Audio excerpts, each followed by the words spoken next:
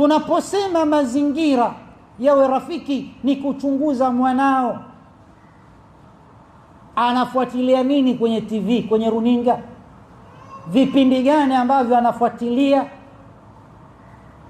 Jukumu lako wewe mwanamke, jukumu lako mama nyumbani.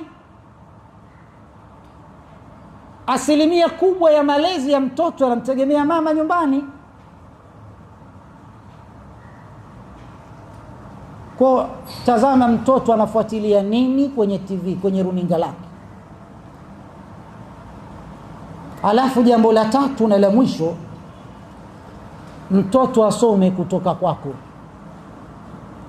Usimwambie mtoto kuswali aliyakuwa wewe huswali. Usimwambie mtoto awe na heshima na watu wakubwa wakati wewe mwenyewe domo lako limejaa matusi. Ukifungua domo lako hilo, ya subhanallah, watu wengine wanakuokopa.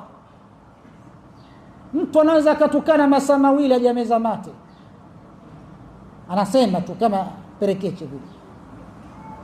Sasa ili mtoto awe na malezi mazuri, kwanza asome kwako. Alafu mnajua kama da'wa ya matendo ina athari zaidi kuliko da'wa ya maneno. Sunana mashekhe wanakuja hapa, wanakupeni mauidha, wanakuelekezeni kwa Mungu. Shekhe matendo yake yana athari kubwa kwa watu kuliko maneno yake. Yale anayozungumza akiwa anajipamba nayo, hapo ndio italeta natija kubwa kwa watu. Na mzazi ni hivyo. Usikawe kila siku unamwambia mtoto ni 1 2 3, alafu wewe anakuona uko kinyume na yale unamwambia. Natakikana ukimwambia mtoto sala, kuona unasali. Tena wakati mwingine unamkokota kando na wewe, mnaswali pamoja mtoto wa kike nyumbani.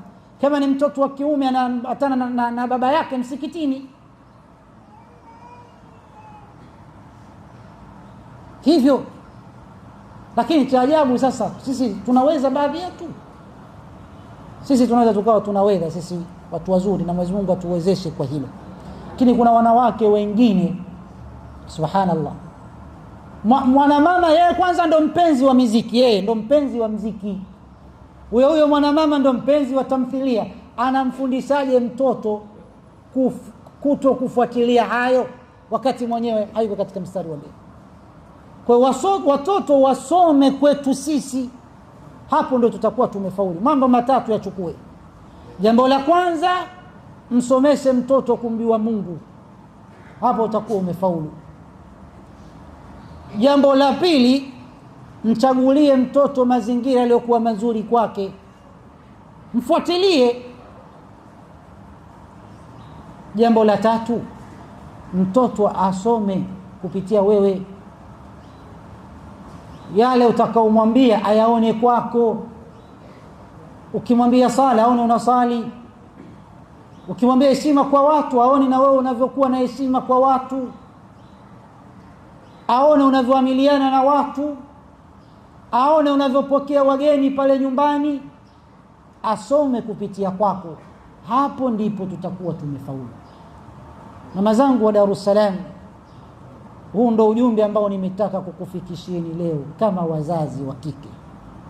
Wazazi wa kike mna jukumu kubwa sana, na Mwenyezi Mungu akukuwekeni wepesi katika malezi hayo ya watoto.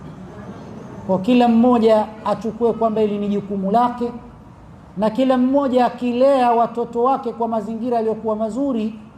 Tukipata nyumba 100, 1000, 10,000 zenye kuwa na watoto ambao walilelewa katika mazingira mazuri, basi Uislamu wetu wa kesho utakuwa mzuri. Tutakuwa tuna vijana walioleleka katika mazingira yaliyokuwa mazuri. Tunamwomba Mwenyezi Mungu atupe kizazi kilichokuwa chema, na atukinge na kila shari na balaa na fitna za ulimwengu. Wassalamu alaikum wa rahmatullahi wa barakatuh. Kishki TV, nuru ya dini yako.